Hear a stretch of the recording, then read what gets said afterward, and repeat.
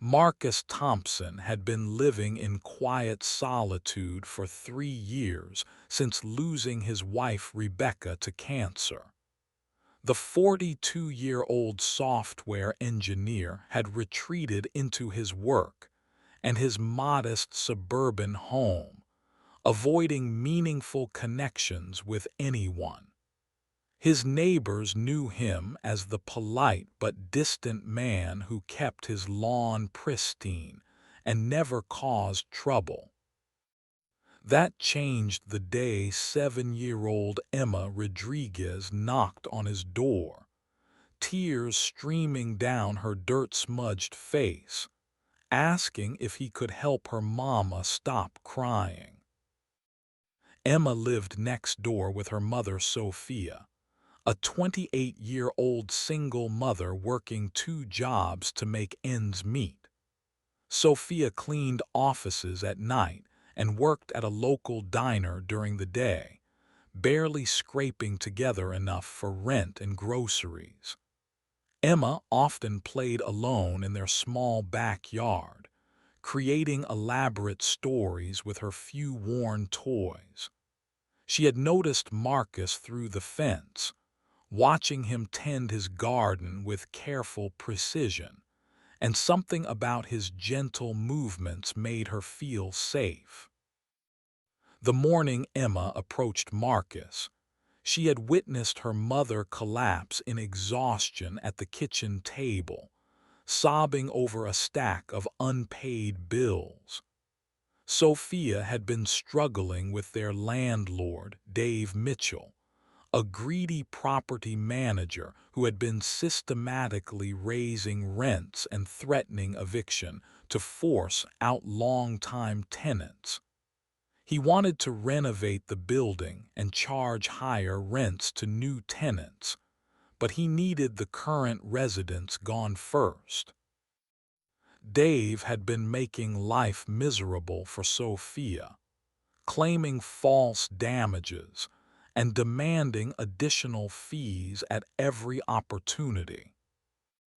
Marcus initially tried to redirect Emma back to her mother, uncomfortable with the child's innocent plea for him to become her father figure. But something in her desperate eyes reminded him of the children he and Rebecca had always planned to have.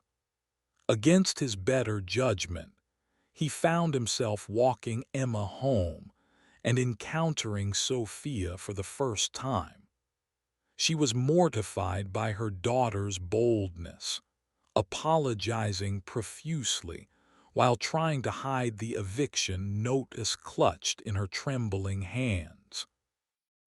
Over the following weeks, Marcus found himself drawn into their world despite his reservations. Emma would appear at his fence each morning, chattering about her dreams and asking about his flowers. Sophia would wave apologetically from her kitchen window, clearly embarrassed by her daughter's attachment to their neighbor. Marcus began to see the signs of their struggle, the lights staying on late into the night as Sophia worked multiple jobs, the carefully rationed meals, the worn clothing that Emma wore with pride. The situation reached a breaking point when Dave Mitchell arrived one evening with an aggressive eviction crew, claiming Sophia had violated her lease terms. Marcus watched from his window as the burly men intimidated the young mother, while Emma clung to her legs in terror. Something awakened in Marcus that night, a protective instinct he thought had died with Rebecca. He realized that sometimes helping others heal can be the key to healing yourself, and that family isn't always defined by blood or marriage certificates. Sophia Rodriguez wiped away tears as she stared at the eviction notice Dave Mitchell had just served her. The cruel property manager stood in her doorway with his trademark sneer, his expensive suit a stark contrast to her faded work uniform. Emma peeked out from behind her mother's legs, her small hand clutching a stuffed rabbit that had seen better days. Dave's eyes gleamed with satisfaction as he explained the fabricated lease violations that would force them out within 30 days. Marcus Thompson watched the confrontation unfold from his living room window, his jaw clenching as he observed Dave's aggressive posture and Sophia's defeated stance. The widower had spent 3 years avoiding human connection, but something about the injustice playing out next door ignited a fire he thought had been extinguished. He had heard Dave's loud phone conversations through the thin walls, bragging to investors about his plans to gentrify the neighborhood and triple the rental income. After Dave left, Marcus found himself at Sophia's door with a plate of Rebecca's famous chocolate chip cookies, a recipe he hadn't made since her death. Emma's face lit up when she saw him, while Sophia tried to compose herself and hide the evidence of her tears. She reluctantly invited him in, her small apartment impeccably clean despite its worn furniture and sparse decorations. Family photos covered one wall, showing happier times when Emma's father had been part of their lives. Sophia explained her situation between sips of coffee, her voice breaking as she described Dave's systematic harassment of longtime tenants. He had doubled her rent 2 months ago, claiming neighborhood improvements justified the increase. When she couldn't pay the full amount, he began documenting every minor issue as lease violations. The broken window latch he refused to fix became evidence of property damage. Her request for repairs was twisted into complaints about the building's condition. Marcus listened intently, his analytical mind cataloging each detail of Dave's predatory behavior. He had dealt with enough contracts and legal documents in his career to recognize the classic tactics of slumlord evictions. Sophia's lease was ironclad by legitimate standards, but Dave was exploiting her lack of legal knowledge and financial resources. The young mother worked 60 hours a week, but still couldn't afford a lawyer to fight the eviction. Emma interrupted their conversation by climbing onto Marcus's lap, a gesture so natural it startled them both. She asked if he could teach her to plant flowers like the ones in his garden, promising to take good care of them just like she took care of Mama. Sophia apologized for her daughter's forwardness, but Marcus found himself genuinely smiling for the first time in months. He agreed to the gardening lessons, not realizing he was taking the first step toward becoming the protector Emma had wished for. That night, Marcus researched tenant rights laws and Dave Mitchell's business practices online. What he discovered made his blood boil with righteous anger and gave him the ammunition he needed. Marcus spent the weekend researching Dave Mitchell's property management company, diving deep into public records and tenant complaint databases. What he discovered painted a picture of systematic abuse spanning multiple properties across the city. Dave had perfected a ruthless cycle of intimidation, false violations, and strategic evictions that had displaced dozens of families over the past 5 years. The man operated just within legal boundaries, while maximizing profit through tenant exploitation. Sophia returned from her Sunday morning diner shift to find Marcus sitting on her front steps with a thick folder of documents. Emma was beside him, carefully watering the small potted plants he had brought as promised gardening supplies. The child chattered excitedly about the flowers they were going to grow together, while Sophia's eyes widened as Marcus spread out his research findings on her kitchen table. The evidence was damning. Dave Mitchell's company had been cited multiple times for habitability violations, but he consistently shifted blame to tenants and used their complaints as grounds for eviction. Marcus had found a pattern of selective enforcement where Dave would ignore maintenance requests for months, then claim tenant negligence when problems worsened. Several former tenants had won court cases against him, but the legal costs and time involved meant most people simply moved rather than fight. Sophia stared at the documents with growing amazement and hope. Marcus had identified 3 specific legal violations in her eviction notice, including improper notice periods and fabricated lease violations. More importantly, he had discovered that Dave's company didn't have proper licensing for the type of rental agreements they were enforcing. This technicality could invalidate the entire eviction process and potentially result in significant penalties for Dave's business. Marcus outlined his preliminary plan with the methodical precision of his engineering background. They would document everything, file complaints with multiple regulatory agencies, and build a case that would not only save Sophia's apartment but potentially shut down Dave's predatory practices entirely.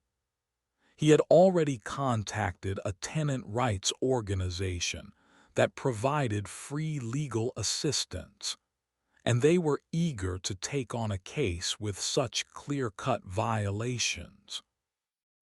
Emma looked up from her flowers and asked Marcus if this meant they wouldn't have to move away. When he nodded confidently, she threw her small arms around his waist and declared him the best helper in the whole world. Sophia's eyes filled with tears of gratitude as she watched the interaction, seeing her daughter's joy and feeling the first spark of hope she had experienced in months. She realized that Marcus wasn't just helping them fight an eviction. He was becoming the steady presence Emma had been craving. That evening, as Marcus helped Emma plant marigold seeds in small pots along the fence between their yards, Sophia began to see possibilities beyond just surviving Dave Mitchell's intimidation. Dave Mitchell arrived Monday evening with his usual swagger, expecting to find Sophia packing her belongings in defeated resignation. Instead, he found Marcus Thompson standing in her doorway, a certified letter in his hand, and a recording device prominently displayed on the nearby table. Emma sat safely inside, coloring at the kitchen table while the adults handled business. Dave's confident smirk faltered when Marcus introduced himself as Sophia's legal representative and tenant advocate.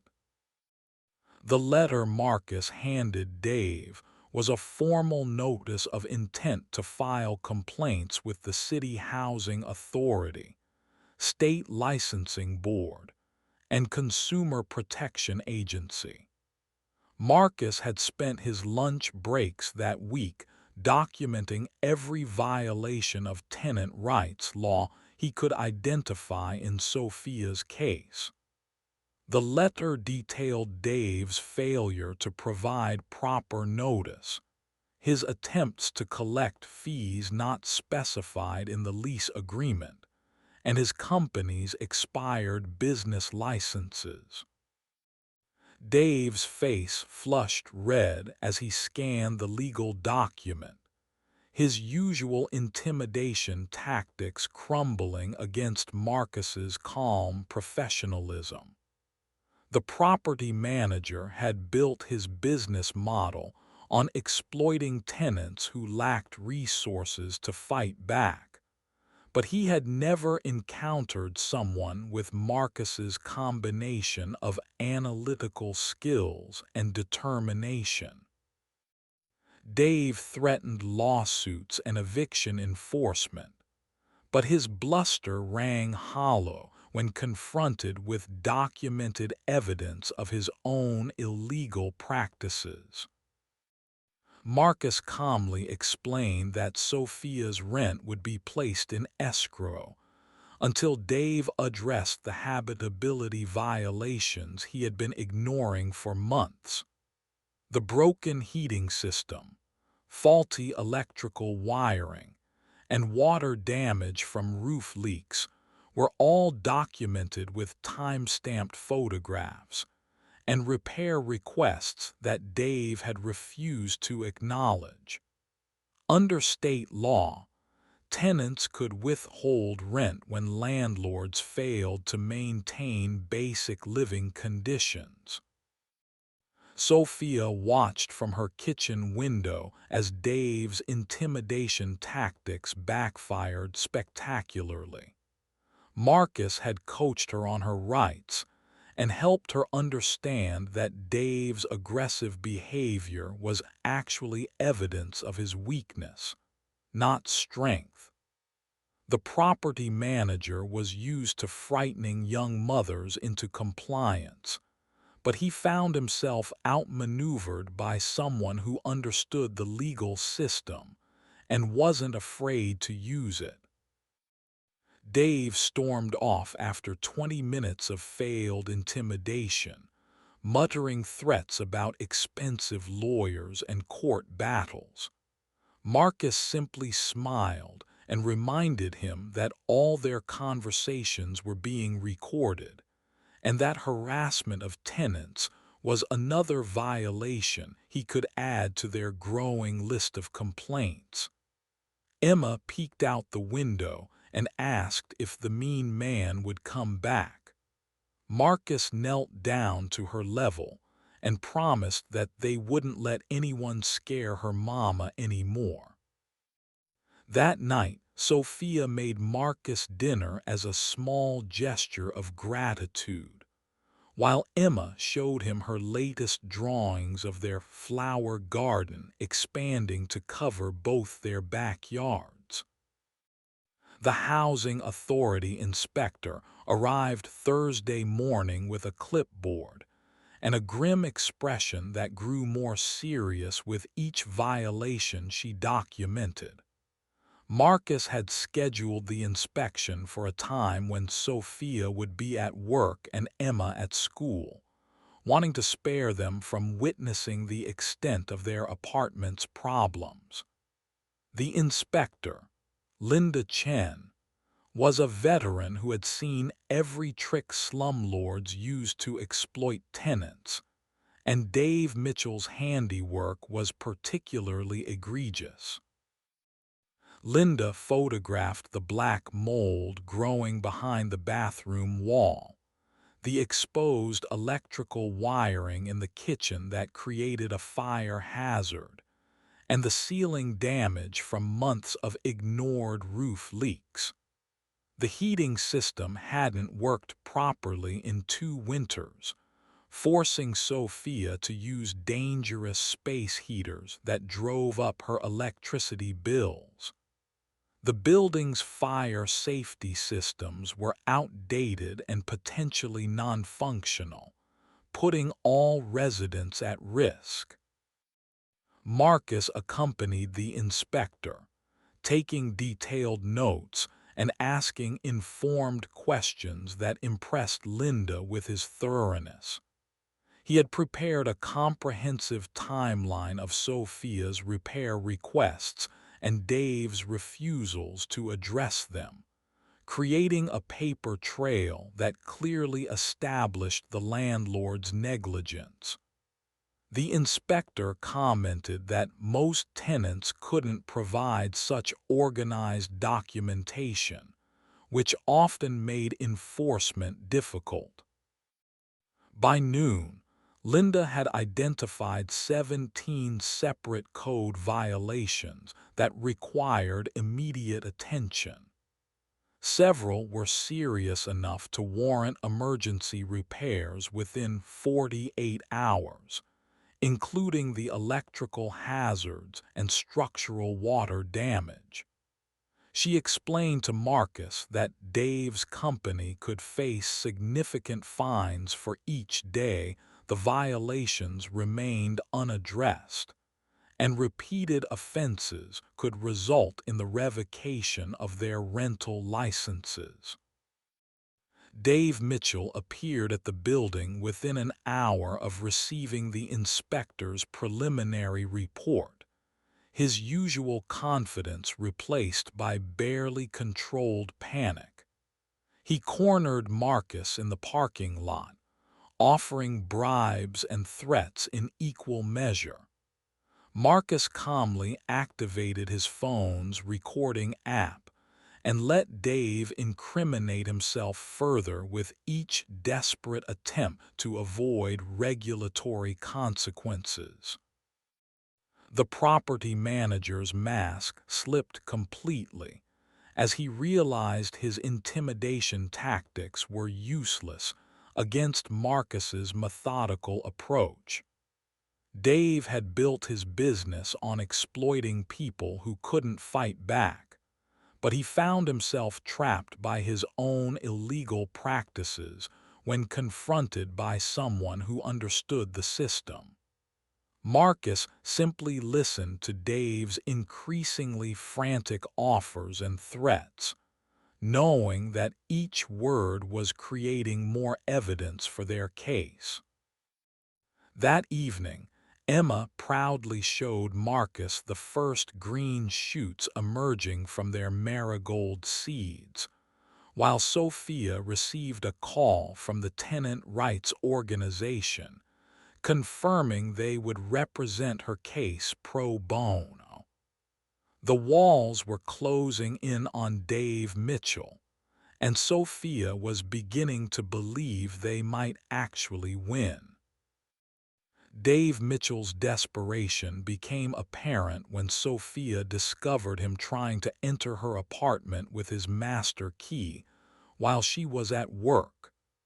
Mrs. Patterson, the elderly neighbor who watched Emma after school, caught him in the act and immediately called the police. The responding officers found Dave attempting to document false damages he could use to justify eviction. His camera and fabricated repair bills scattered across Sophia's living room floor. Marcus arrived at the apartment complex just as the police were handcuffing Dave for breaking and entering. The property manager's face was purple with rage as he screamed about his rights as a landlord, but the officers weren't impressed by his claims of legitimate property inspection. Mrs. Patterson had witnessed him forcing the lock and searching through Sophia's personal belongings, behavior that crossed the line from harassment into criminal activity. The arrest created a buzz of excitement among the building's other residents, many of whom had suffered under Dave's abusive management, but never believed they could fight back. Marcus found himself surrounded by tenants sharing their own stories of intimidation, illegal fees, and ignored maintenance requests. He realized that Sophia's case was just the tip of the iceberg, and Dave had been systematically exploiting every resident in the building. Sophia rushed home from the diner when Mrs. Patterson called, her hands shaking as she surveyed her apartment for any damage or missing items. Marcus helped her document everything Dave had touched, adding trespassing and attempted evidence tampering to their growing list of charges. The police report would strengthen their case significantly, proving that Dave's harassment had escalated beyond legal property management into criminal behavior. Emma arrived home from school to find her apartment full of neighbors and police officers. But instead of being frightened, she seemed excited by all the attention. She proudly introduced Marcus to everyone as her helper who was making the mean man go away forever. Her innocent confidence in Marcus's ability to protect them added emotional weight to what had become a clear-cut case of tenant abuse and criminal harassment. Dave was released on bail that evening, but his troubles were just beginning. The criminal charges would trigger additional investigations into his business practices, and the tenant rights organization was now considering a class action lawsuit representing all the residents he had victimized. Marcus had helped transform Sophia's individual struggle into a community-wide fight for justice. That night, Emma asked Marcus if he would stay for dinner every night like a real papa would, her question carrying innocent hope that made both adults pause and consider possibilities neither had dared to imagine.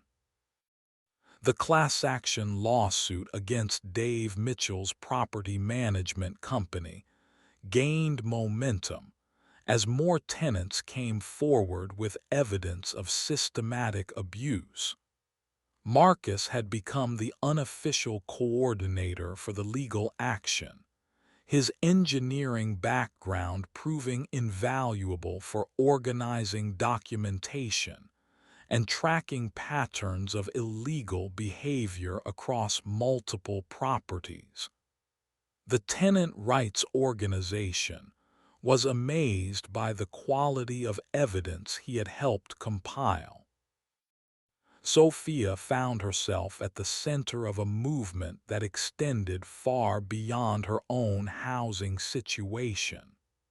Other single mothers in the building looked to her as an example of someone who had successfully stood up to Dave's intimidation, and she began helping them document their own experiences.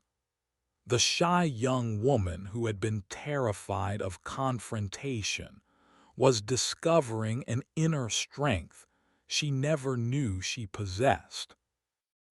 Emma thrived in the attention and activity surrounding their case, treating the regular strategy meetings in their apartment like exciting social gatherings. She would serve juice and cookies to the visiting lawyers and activists, proudly explaining to anyone who would listen how Marcus was helping all the mamas stop crying. Her innocent perspective reminded the adults that their fight was ultimately about creating safe homes for children. Dave's attempt to evict Sophia while facing criminal charges backfired spectacularly when the judge reviewing the case discovered the extensive documentation of harassment and illegal business practices. The eviction was not only dismissed, but resulted in additional sanctions against Dave's company. The judge's scathing comments about predatory landlords made local news, bringing public attention to the broader problem of tenant exploitation. Marcus realized that his involvement in Sophia's case had awakened something in him that had been dormant since Rebecca's death. The sense of purpose and connection he felt while fighting for justice reminded him that life could still hold meaning and joy.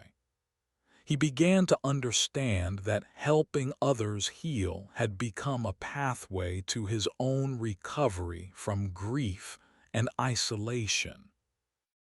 The property management company's financial troubles mounted as regulatory fines accumulated, and more tenants withheld rent pending repairs. Dave's investors began questioning his business model when they realized his practices exposed them to significant legal liability. The man who had built his wealth on exploiting vulnerable families found himself facing bankruptcy and potential criminal conviction.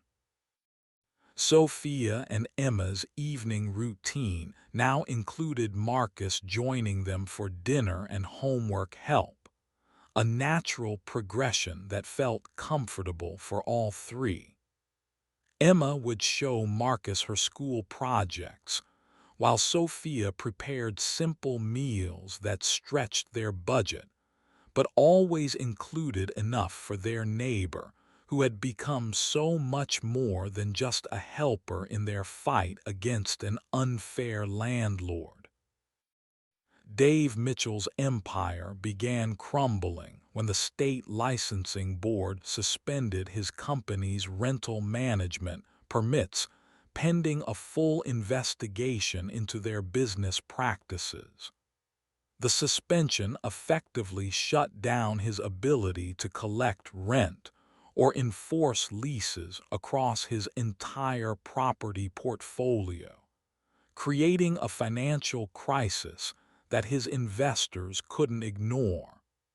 Marcus had anticipated this outcome and helped the tenant coalition prepare for the transition to new management.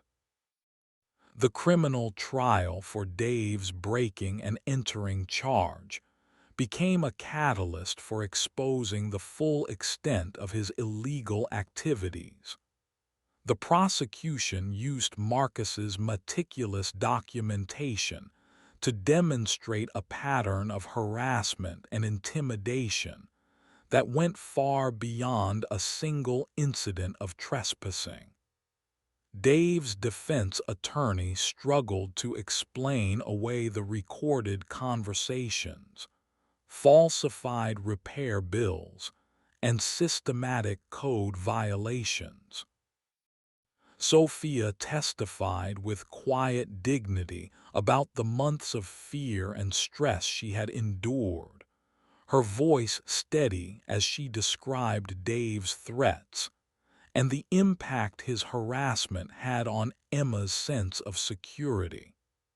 The courtroom was packed with other tenants who had suffered under Dave's management, their presence serving as a powerful reminder that his crimes had victims throughout the community. Emma's role in the story captured media attention when a local reporter interviewed her about the case. The 7-year-old's simple explanation that Marcus had helped stop the mean man from making her mama cry became a viral moment that humanized the broader issue of tenant rights. Her innocent wisdom reminded everyone that housing security affects children's emotional development and family stability. The judge's verdict was swift and decisive.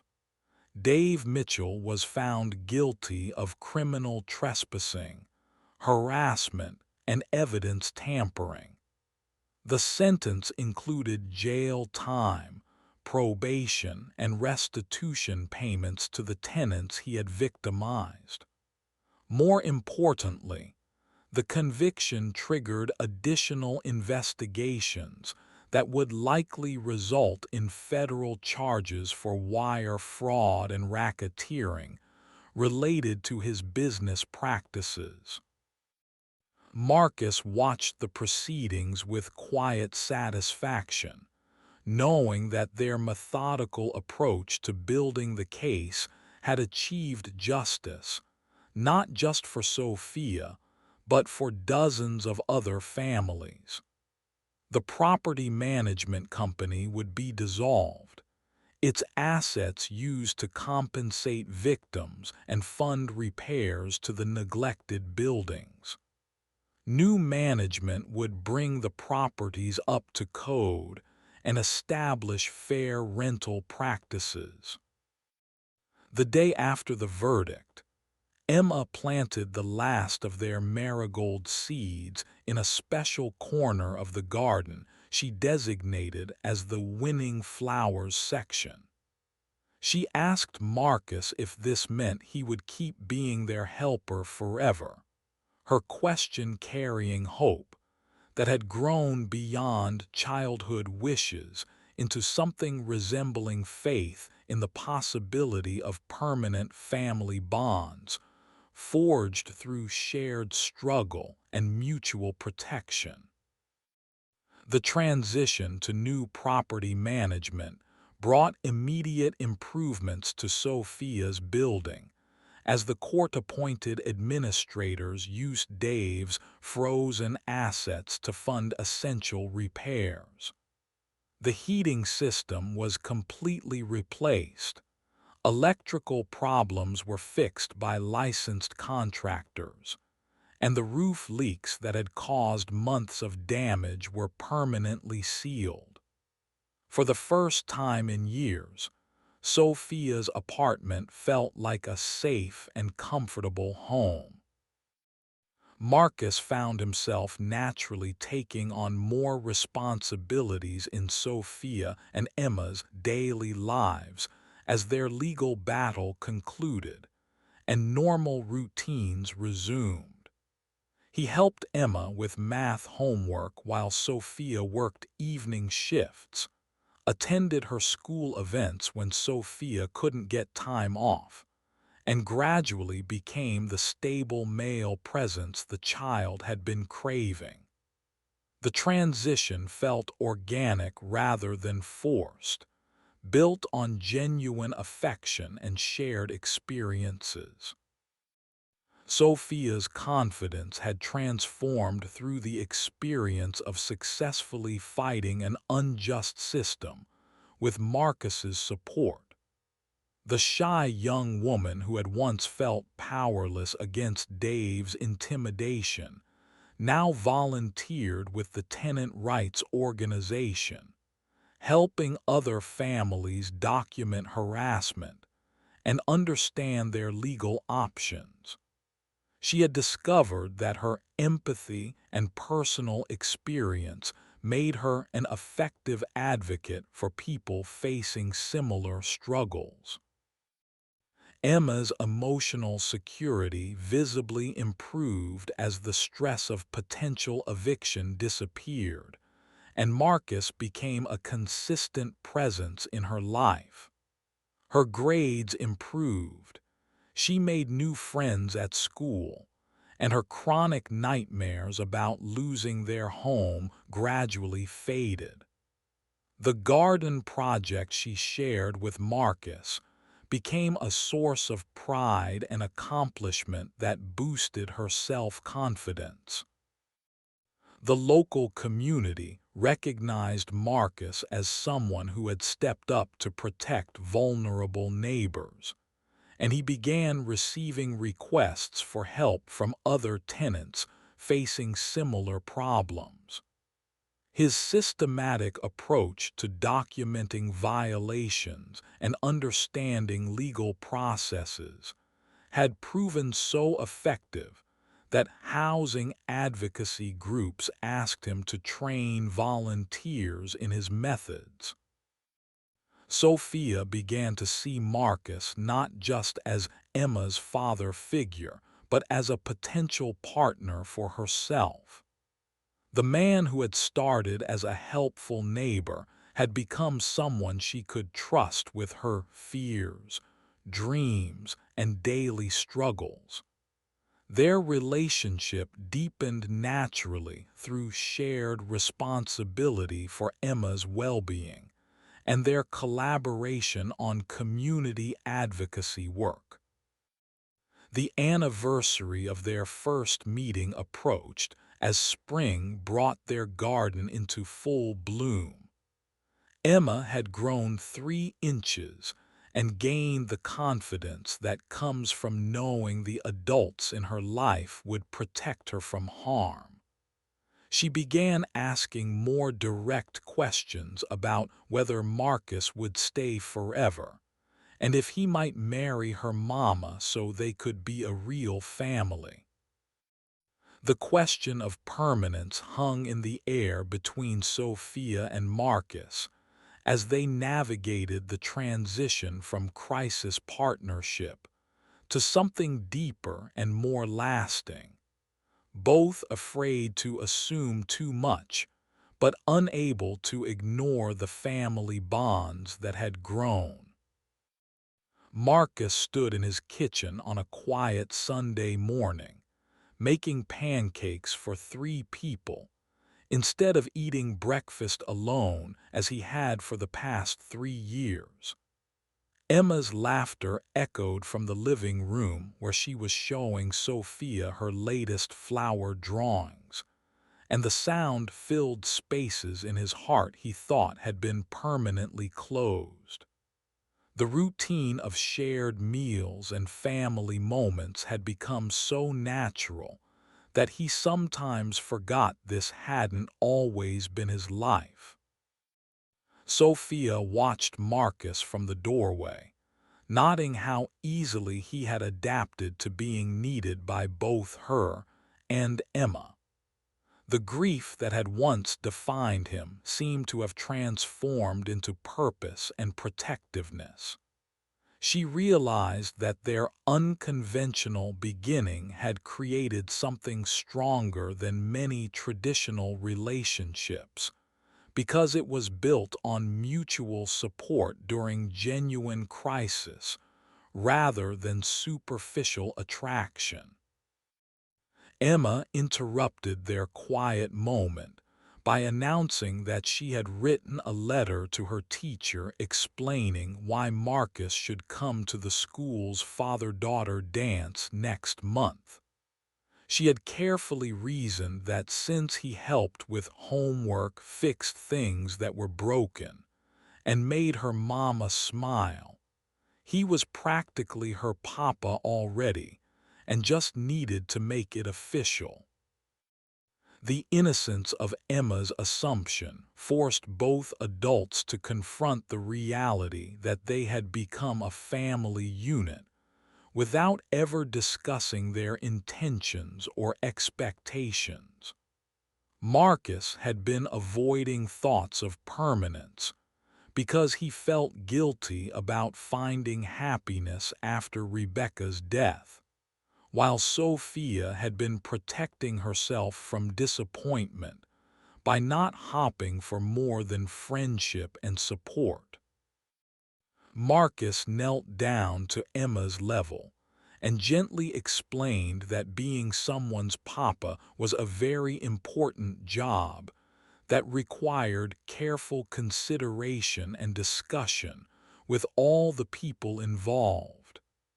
Emma nodded seriously and asked if that meant he was thinking about applying for the position, because she would definitely recommend him to her mama. Her earnest response made both adults laugh and cry simultaneously. Sophia found the courage to tell Marcus that Emma wasn't the only one who had grown attached to having him as part of their family. She explained that watching him interact with her daughter had shown her what partnership and co-parenting could look like when built on respect, shared values, and genuine care for each other's well-being. Marcus admitted that helping them fight Dave Mitchell had awakened feelings he thought were buried with Rebecca. He had discovered that love didn't diminish when shared with new people, but rather expanded to encompass different types of connection and commitment. The family he had built with Sophia and Emma honored his late wife's memory while creating space for new growth and happiness.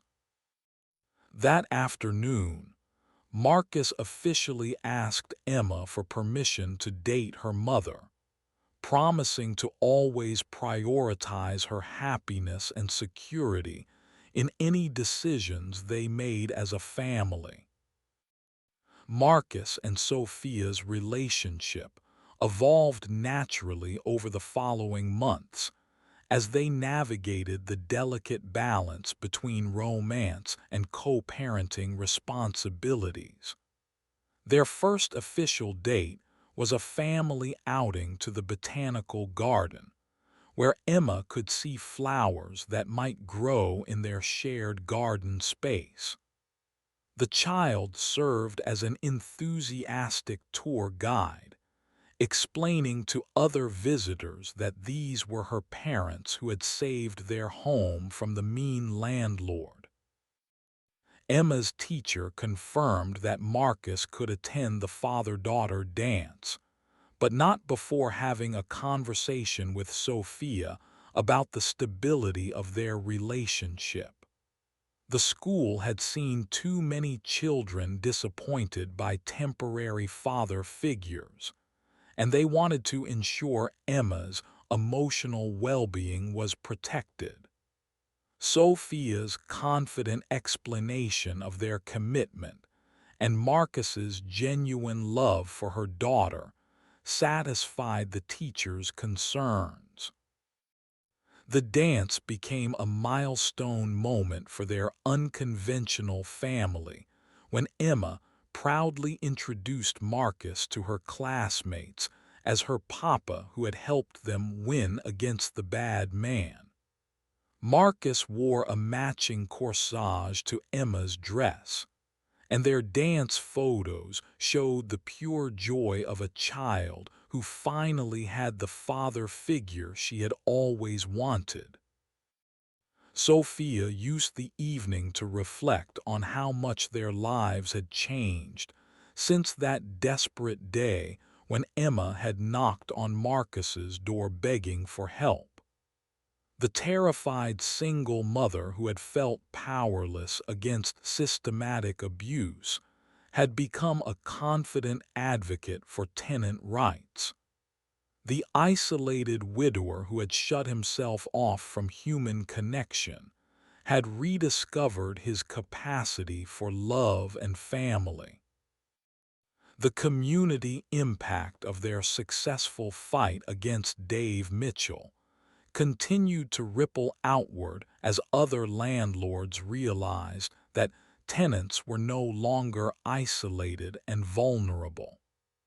The tenant rights organization credited their case with inspiring a wave of legal actions that improved housing conditions throughout the city. Marcus's documentation methods had become a template for building strong cases against predatory property managers. Sophia's work with the tenant advocacy group led to a job offer from a nonprofit organization focused on housing justice. The position offered better pay, regular hours, and the opportunity to help other families facing situations similar to what she had experienced.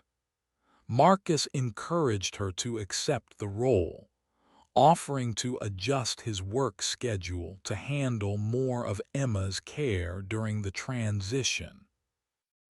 Emma's adjustment to having Marcus as a permanent father figure was seamless, helped by the fact that he had earned her trust during their crisis, rather than trying to replace someone she had lost.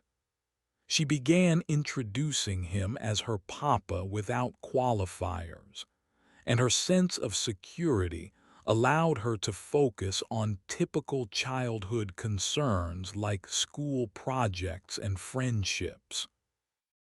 2 years after Emma's desperate plea for a papa, Marcus was preparing to make that role officially permanent through marriage and adoption, having learned that the best families sometimes begin with a child's brave request for help.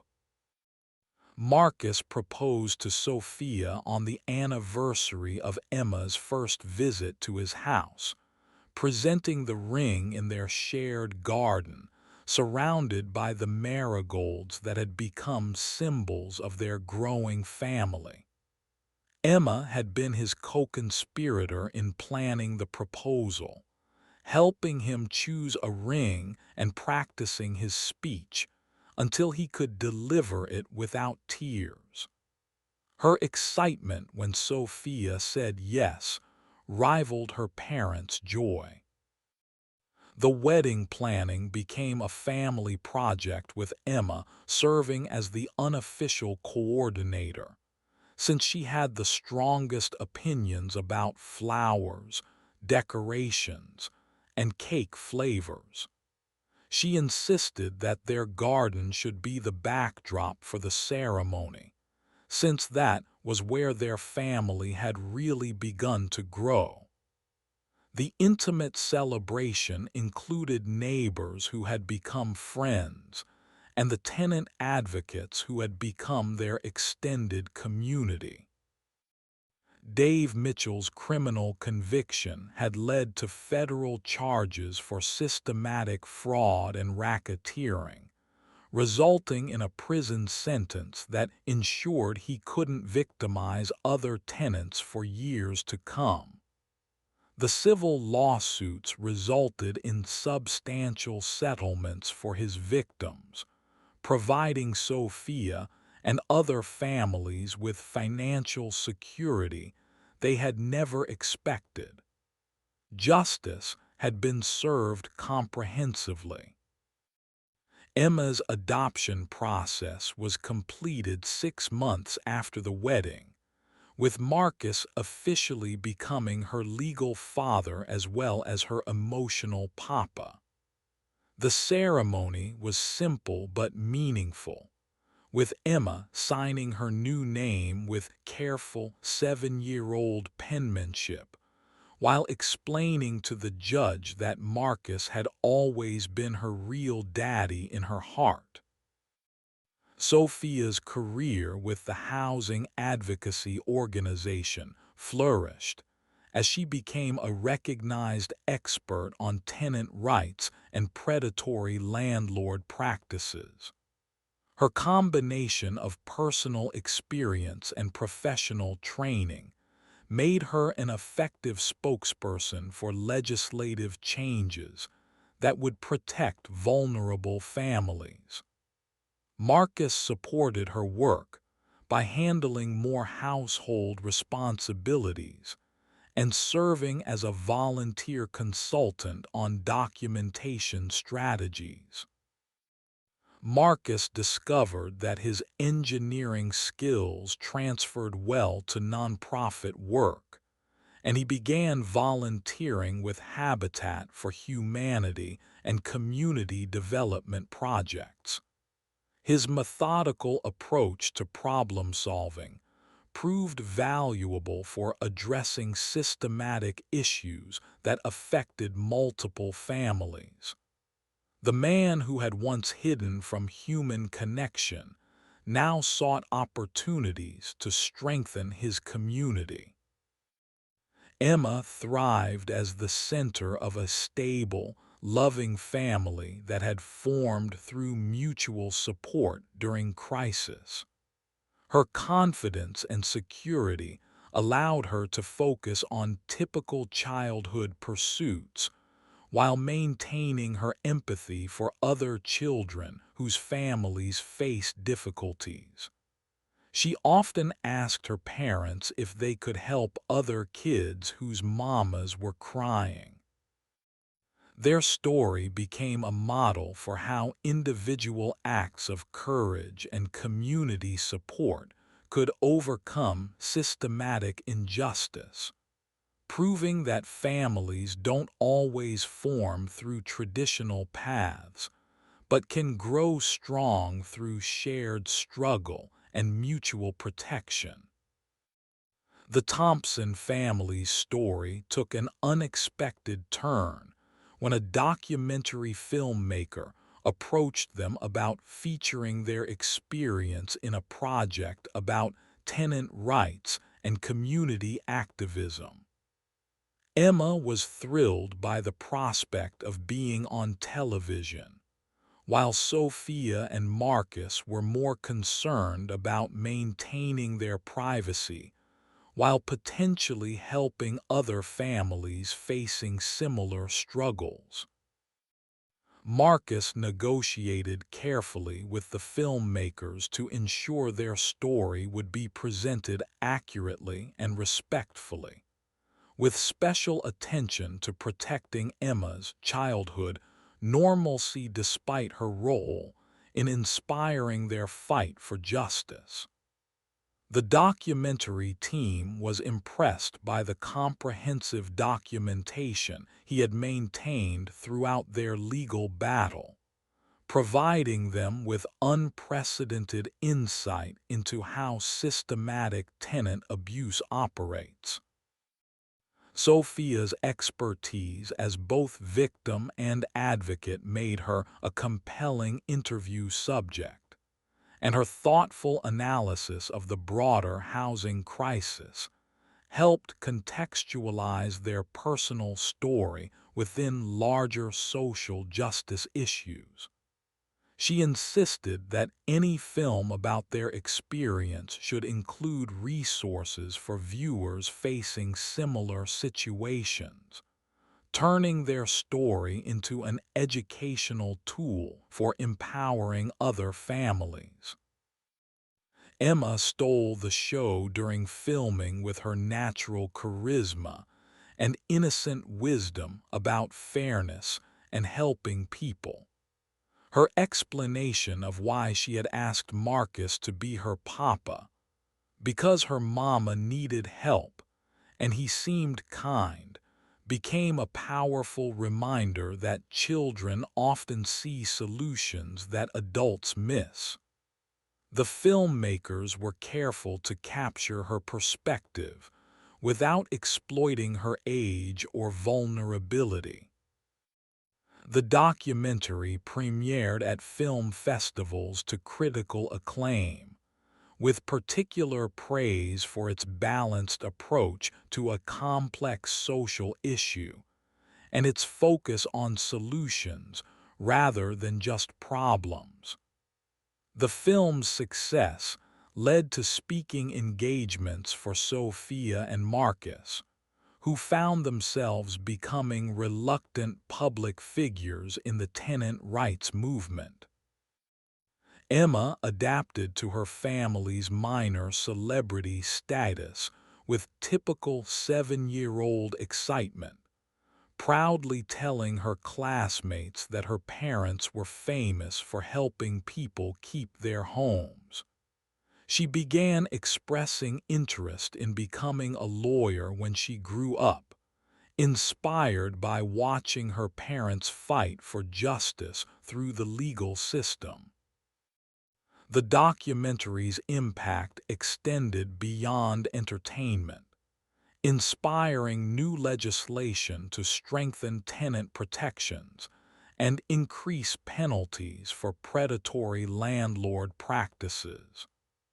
Sophia was invited to testify before state legislative committees about the need for better enforcement of existing housing codes and more accessible legal resources for low-income tenants.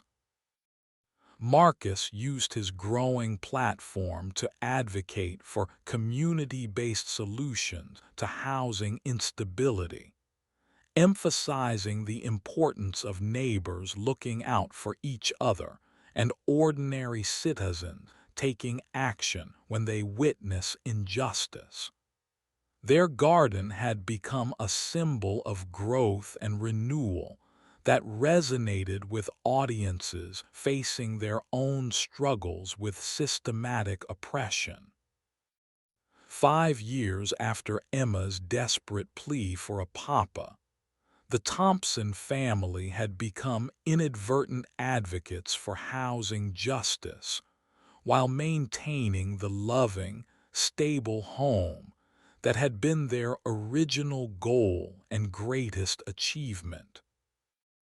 The Thompson family's advocacy work expanded when they established a nonprofit organization dedicated to providing legal support and documentation assistance to tenants facing harassment from predatory landlords.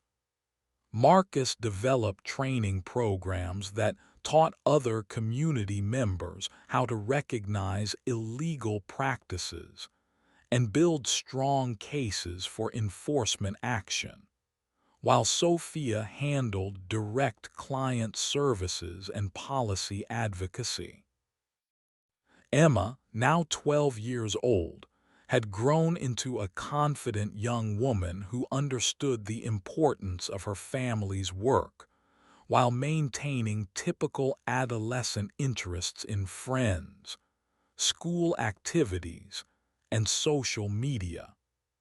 She occasionally spoke at events about her childhood experience, helping audiences understand how housing instability affects children's emotional development and educational success.